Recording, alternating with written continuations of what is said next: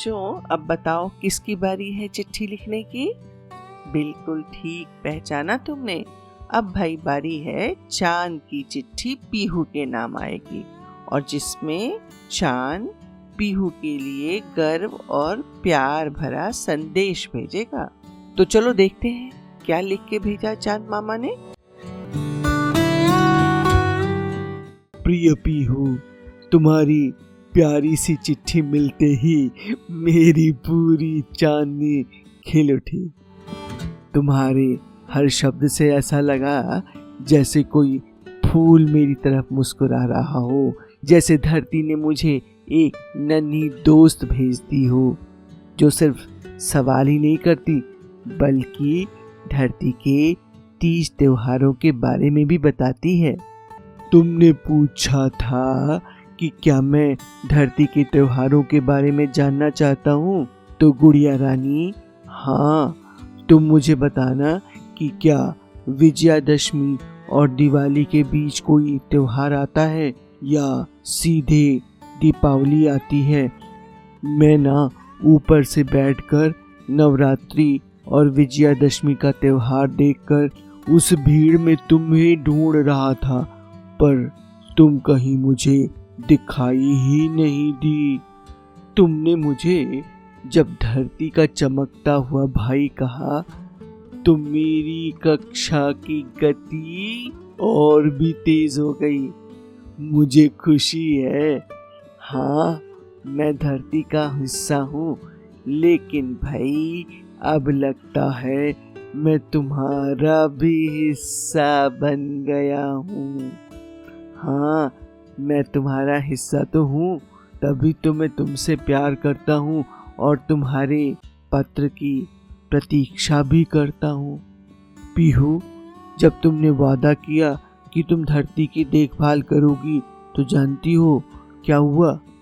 मैंने ऊपर से देखा, तुमने पौधे को पानी दिया, अपनी मम्मी को नल बंद करना याद दिलाया, अपने दोस्तों को समझाया कि कूड़ा सड़क पर नहीं डालना चाहिए।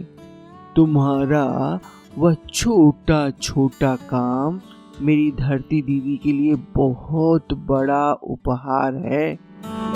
तुमने तो सुना ही होगा कि हर बड़े काम की शुरुआत एक छोटे प्रयास से ही संभव होती है।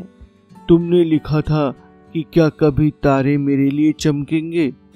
तो सुनो, हाँ बिल्कुल, हर रात जब तुम मुस्कुराती हो तो तारे एक एक करके चमकने लगते हैं।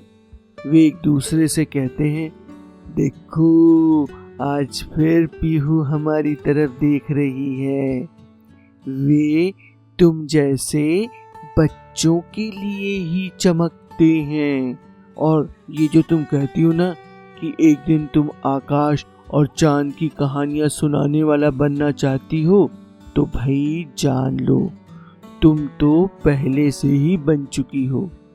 तुम्हारी सोच, तुम्हारी भावनाएं, तुम्हारी धरती के लिए चिंता और सपनों की उड़ान, ये सब एक सच्ची चांद और आकाश की कहानी वाली लड़की की पहचान ही तो है।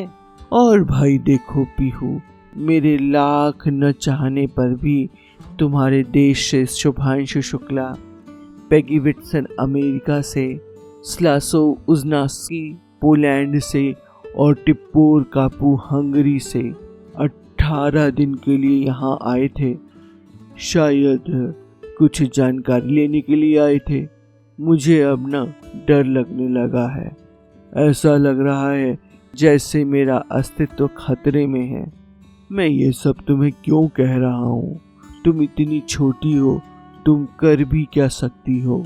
पर तुम परेशान ना होना, क्योंकि अभी इतना आसान नहीं है चांद लोक पर पृथ्वीवासी का आकर रह पाना। मेरे पास भाई अब तुम्हें बताने के लिए कुछ खास नहीं है, इसलिए अब मैं पत्र समाप्त करता हूँ। पर समाप्त करने से पहले कहना चाहता हूँ कि तुम मुझे त्योहारों के बारे में ज़रूर बताना, और तुम्हें कुछ जानना होगा तो लिखना भी। जब अगली बार तुम मुझे देखना तो सोच लेना मैं तुम्हें जवाब में मुस्कुराते हुए अपनी सबसे चमकती किरण भेज रहा हूँ। और जब तुम मुझे चिट्ठी लिखो तो जानना कि मैं सिर्फ तुम्हारा चांद मामा नहीं, तुम्हारा हमदर्द, साथी और सबसे भरोसेमंद श्रोता भी हूँ। तुम्हारा हमेशा का चांद मामा। रुको रुको, अगर आपको ये कहानी पसंद आई हो तो वीडियो को लाइक करें, चैनल को सब्सक्राइब करें, नीचे दिए हुए बेल आइकन को जरूर दबाएं ताकि आपको ऐसी मजेदार कहानियाँ सुनने को जरूर मिले। धन्यवाद।